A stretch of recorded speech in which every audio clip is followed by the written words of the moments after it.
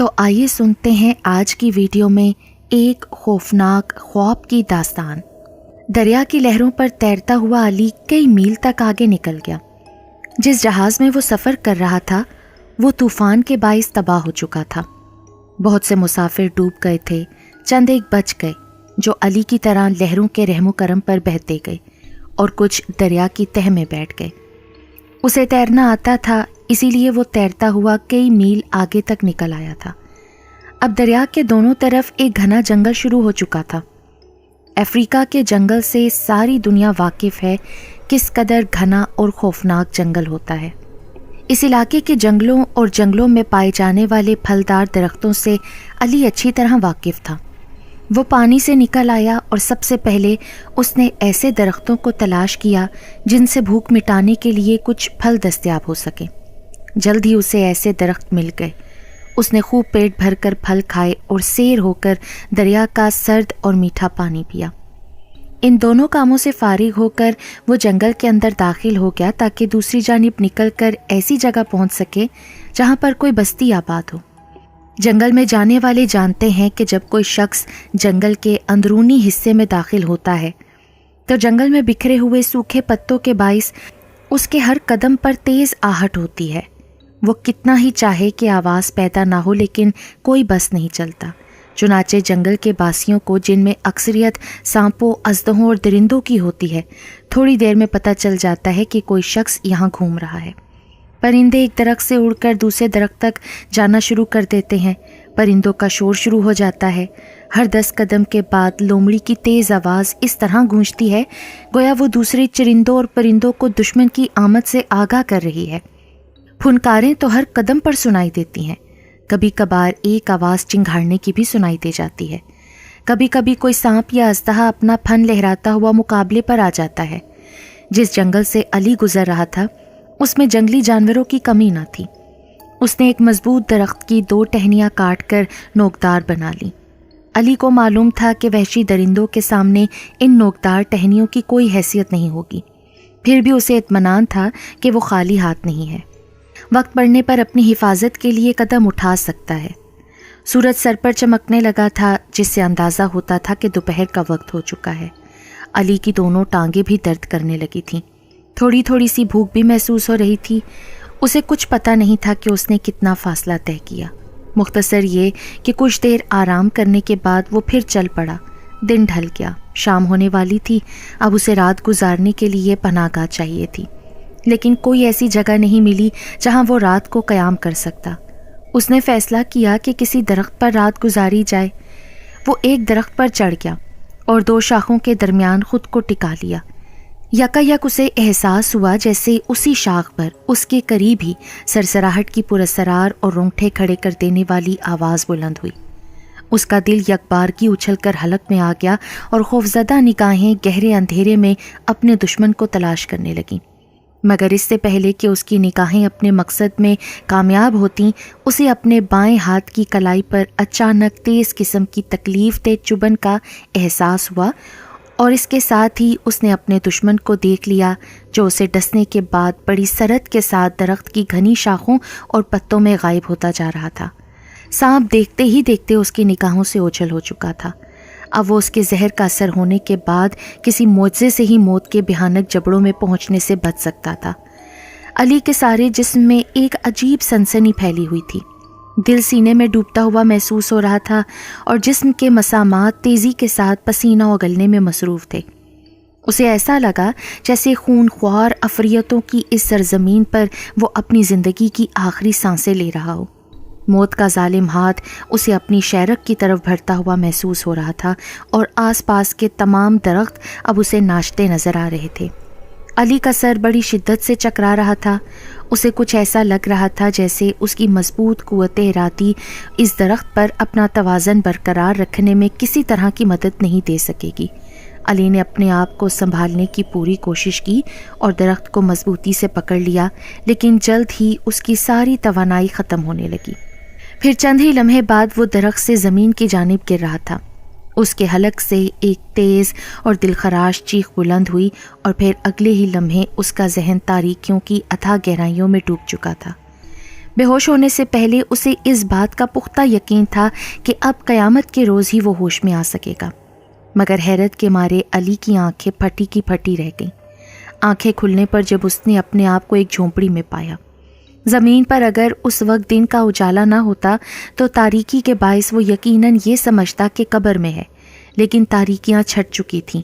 جھونپڑی میں دن کی روشنی پھیلی ہوئی تھی اور وہ ایک نرم اور گداز بستر پر لیٹا ہوا تھا۔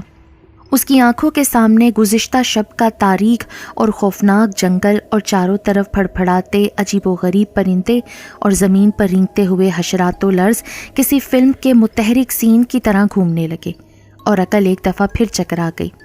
وہ تو قیامت کے روز ہوش میں آنے کا یقین کر کے بے ہوش ہوا تھا، پھر اتنی جلدی کس طرح ہوش میں آ گیا؟ اور یہ جھونپڑی کس کی ہے؟ آخر یہاں تک اسے کون لے کر آیا ہوگا؟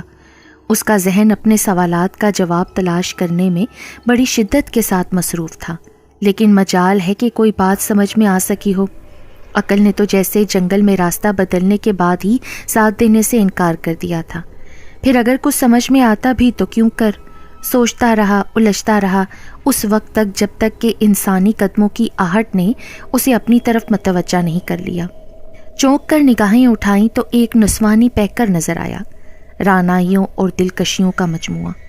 وہ اس حد تک یقیناً خوبصورت نہیں تھی کہ اس کا تعلق سفید فاموں سے تھا، لیکن سفید چمڑی ہی کو تو خوبصورتی اور دلکشی کا نام نہیں دیا جا سکتا۔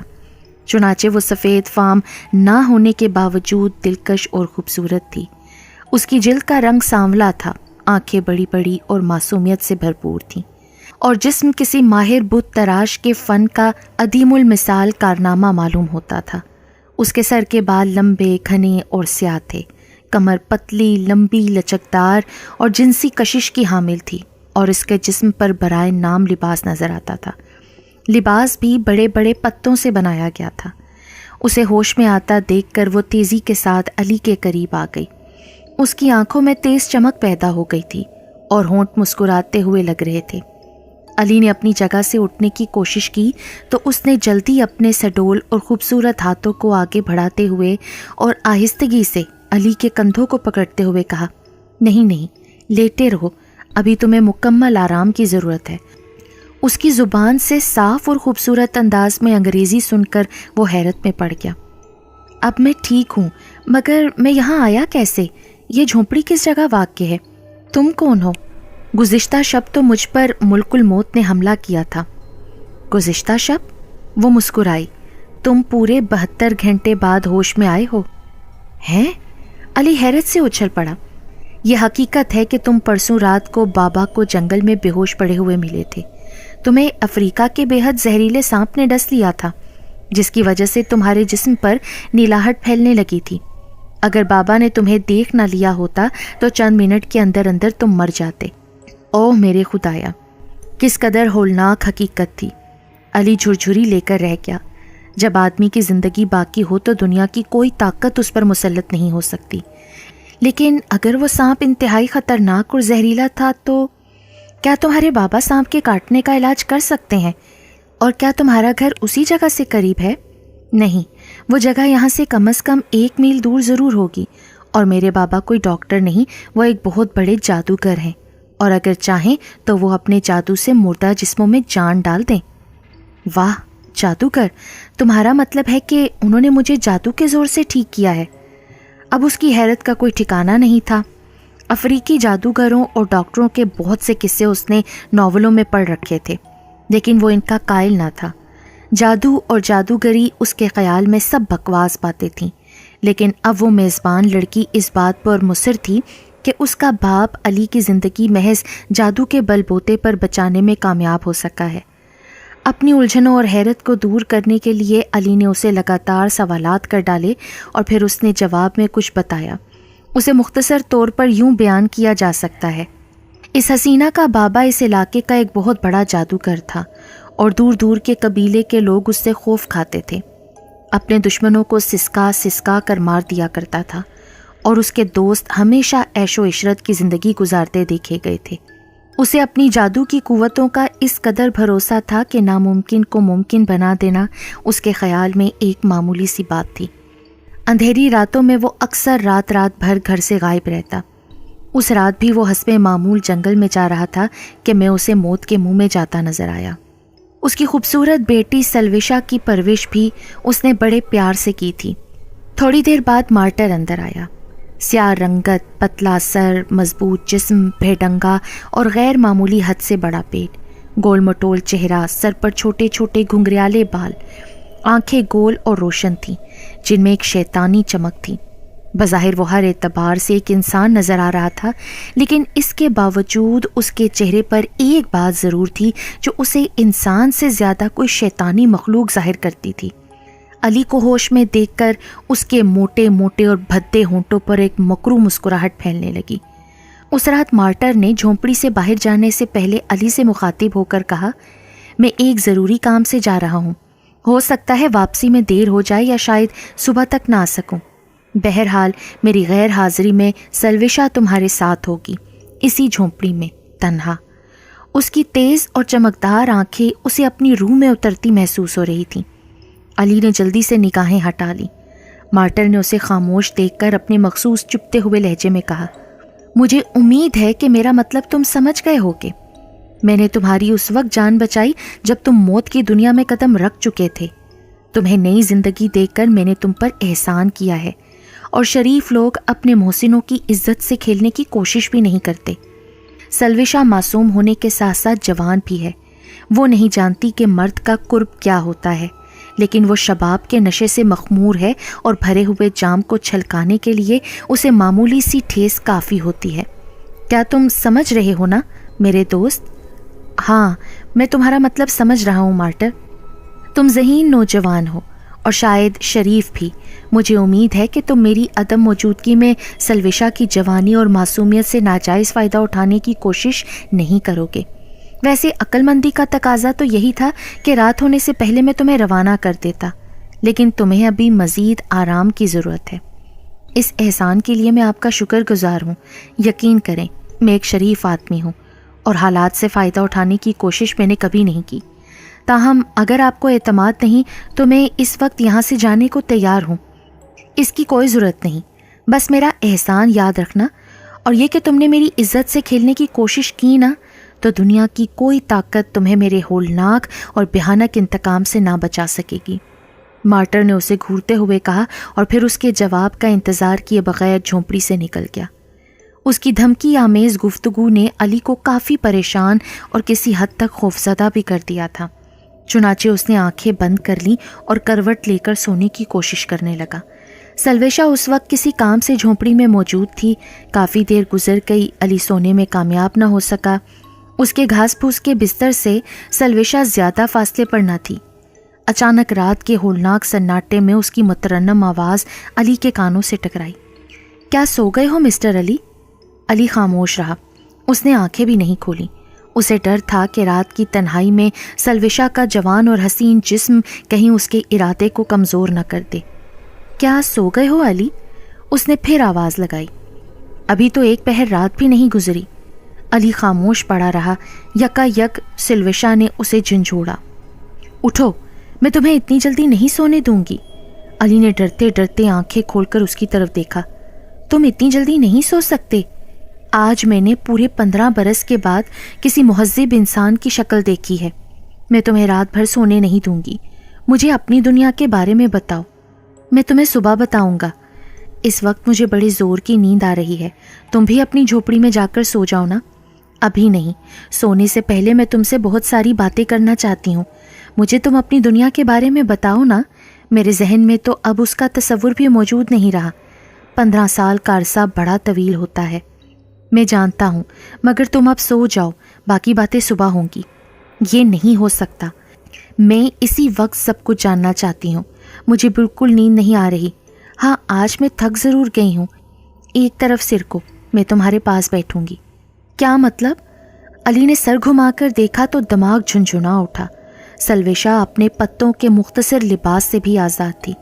میں بیٹھوں گی، سنتے نہیں؟ مجھے اپنے برابر بیٹھنے دو۔ نہیں، تم اپنے بستر پر جا کر کیوں نہیں بیٹھتی؟ اس لیے کہ میں تم سے باتیں کرنا چاہتی ہوں، اور دور سے باتیں کرنے میں مزہ نہیں آتا۔ لیکن یہ غلط ہے، تمہیں میرے بستر پر نہیں بیٹھنا چاہیے۔ پر کیوں؟ اس لیے کہ میں ایک مرد ہوں جوان لڑکیاں مردوں کے بستروں پر نہیں بیٹھا کرتی۔ کیوں نہیں بیٹھا کرتی؟ میں تو اکثر اپنے بابا کے پاس بیٹھ جاتی ہوں۔ تمہارے باپ کی بات اور ہے، تم ان کی بیٹی ہو۔ تو کیا ہوا؟ سلوشا نے اپنے بھولپن سے سوال کیا۔ اس کی معصومیت کو دیکھ کر علی کے ہونٹوں پر مسکراہٹ پھیل گئی۔ یہ بات نہیں، آخر تم سمجھنے کی کوشش کیوں نہیں کرتی؟ کیا سمجھنے کی کوشش نہیں کرتی؟ تم نے ابھی تک کوئی ایک بھی ڈھنگ کی بات نہیں کی ہے۔ احمقانہ باتیں مت کرو۔ اگر بابا نے تمہیں میرے پاس بیٹھا دیکھ لیا تو وہ ہم دونوں کو ختم کر دیں گے۔ کیوں ختم کر دے گا بابا؟ کیا میں اس کے پاس نہیں بیٹھتی؟ مجھ میں اور اس میں بہت فرق ہے۔ کوئی فرق نہیں، جس طرح وہ مرد ہے اس طرح تم بھی مرد ہو، اور سچ پوچھو تو تم مجھے بابا کے مقابلے میں کہیں زیادہ اچھے لگتے ہو۔ اس نے میری پرورش ضرور کی ہے، لیکن مجھے اس کی حرکتیں اور صورت بالکل بھی پسند نہیں۔ کبھی کبھی تو ایسا لگتا ہے وہ انسان کے بجائے کوئی شیطانی روح ہے، خاص طور پر اس کی آنکھیں۔ مجھے ان کی آنکھوں سے خوف آتا ہے۔ اس سے پہلے کہ علی اسے کچھ اور سمجھانے کی کوشش کرتا، اس نے علی کو ایک طرف دھکیل دیا اور بڑے اطمینان سے اس کے برابر بیٹھ گئی۔ اس کی قربت نے علی پر ایک عجیب سی سرور انگیز کیفیت طاری کر دی۔ اسے اپنے جسم میں چونٹیاں رینگتی ہوئی محسوس ہو رہی تھیں، لیکن سلوشا کی باتیں ابھی بھی اس کے ذہن سے نہیں نکلی تھیں۔ ارے یہ کیا حرکت ہے؟ تم اٹھ کر کیوں بیٹھ گئے؟ کیا بابا نے تمہیں نہیں بتایا کہ ابھی تمہیں مکمل آرام کی ضرورت ہے؟ لیکن میں تمہارے برابر نہیں لیٹ سکتا۔ پر کیوں؟ کیا تمہیں مجھ سے خوف آتا ہے؟ یہ بات نہیں۔ اب میں تمہیں کس طرح بتاؤں کہ انسان ہوں، فرشتہ نہیں، اور انسان کو شیطان بننے میں زیادہ دیر نہیں لگتی۔ پتہ نہیں تم کیسی باتیں کر رہے ہو، میں تو ابھی تک ایک لفظ بھی نہیں سمجھ سکی۔ آؤ میرے پاس لیٹ جاؤ، میں تم سے کچھ معلوم کرنا چاہتی ہوں۔ کیا تم مجھے اپنے ساتھ وہاں لے جا سکتے ہو؟ میں سوچوں گا، مگر خدا کے لیے تم مجھے پریشان مت کرو سلوشا۔ میں اب تم سے ایک لفظ بھی نہیں کہوں گی، بشرطے کہ تم مجھ سے جھگڑنے کی بجائے خاموشی سے لیٹ جاؤ اور اپنی مہذب دنیا کے بارے میں دلچسپ باتیں بتا سکو۔ اور پھر اس نے زبردستی علی کو اپنے برابر لٹا لیا۔ رات کا وقت، تنہائی اور ایک جوان لڑکی کی قربت، دل و دماغ پر بڑی تیزی کے ساتھ ایک نشہ سا چھاتا جا رہا تھا۔ علی نے خود کو اس سرور انگیز نشے سے آزاد کرانے کی بھرپور کوشش کی، لیکن اپنے مقصد میں کامیاب نہ ہو سکا۔ اس کے جذبات بھڑک اٹھے اور اس پر دیوان کی مسلط ہو گئی۔ اس نے سلوشا کی طرف دیکھا اور وہ مسکرا اٹھی۔ علی کا حوصلہ بڑھا اور اس نے پوری طاقت سے اسے اپنے قریب کر لیا، اور پھر وہ دونوں ہوس کے نشے میں ڈوبتے چلے گئے۔ اچانک جھونپڑی کے باہر کسی کے قدموں کی آہٹ سنائی دی۔ خود کو سلوشا سے علیحدہ کرنے نہ پایا تھا کہ مارٹر اپنی مکروہ شکل کے ساتھ جھونپڑی میں داخل ہوا۔ علی اور سلوشا کو اس حالت میں دیکھ کر وہ دروازے میں ہی کسی سنگی مجسمے کی طرح کھڑا ہو گیا۔ بہت خوب، تو وہی ہوا جس کا مجھے ڈر تھا۔ تم میرے احسان کو بھول گئے، اور ایک جوان اور خوبصورت بھولی بھالی لڑکی کے قرب نے تمہیں انسان سے شیطان بنا دیا۔ علی کی اس وقت کی حالت کا کیا پوچھنا۔ کاٹو تو جسم میں خون نہیں، ذہن پر بوکھلاہٹ اور خوف کا قبضہ، اور جسم کے مسامات بڑی تیزی سے پسینہ اگلنے لگے۔ اس نے اپنی صفائی میں کچھ کہنے کی کوشش کی، لیکن الفاظ ہی حلق میں پھنس کر رہ گئے۔ مارٹر کی خونخوار نگاہیں اس کے چہرے پر مرکوز تھیں۔ چند لمحے بعد وہ بولا، میں تمہیں ذلیل اور اس قدر کمینہ نہیں سمجھتا تھا، مگر خیر، تم نے جو کچھ بھی کیا ہے اس کے لیے تمہیں ساری عمر پچھتانا پڑے گا۔ میں بہت انتقام لینے کا عادی ہوں۔ اس نے حلق سے عجیب و غریب آواز نکالی، اور دوسرے ہی لمحے 5-6 مضبوط جسم کے جنگلی جھونپڑے میں داخل ہوئے۔ مارٹر کے اشارے پر انہوں نے علی کو جکڑ لیا اور گھسیٹتے ہوئے ایک دوسری جھونپڑی میں لے جا کر باندھ دیا۔ علی کو مارٹر کا ایک پیغام پہنچایا گیا کہ کل صبح سورج نکلنے سے پہلے اسے گرم پانی کے ایک بہت بڑے کڑاہے میں ڈالا جائے گا، اور اس کی ہڈیاں بطور عبرت اور نشانی کے طور پر گاؤں کے مین گیٹ پر لٹکائی جائیں گی۔ یہ سن کر علی کی جان نکل گئی۔ اسے اپنی موت سامنے نظر آنے لگی۔ تمام رات وہاں سے فرار ہونے کے بارے میں سوچتا رہا، مگر فرار ہونے کی کوئی صورت نظر نہیں آ رہی تھی، یعنی موت یقینی تھی۔ صبح ہونے والی تھی اور ابھی تاریکی چھائی ہوئی تھی کہ جھونپڑی کے عقبی حصے میں کھڑکھڑاہٹ ہوئی۔ چور راستے سے سلوشا اندر داخل ہوئی اور علی کو خاموش رہنے کا اشارہ کیا۔ علی کا ہاتھ پکڑ کر چور راستے سے ہی وہ باہر نکلی اور دبے پاؤں جھاڑیوں میں راستہ بناتی ہوئی ساحل سمندر پر لے گئی۔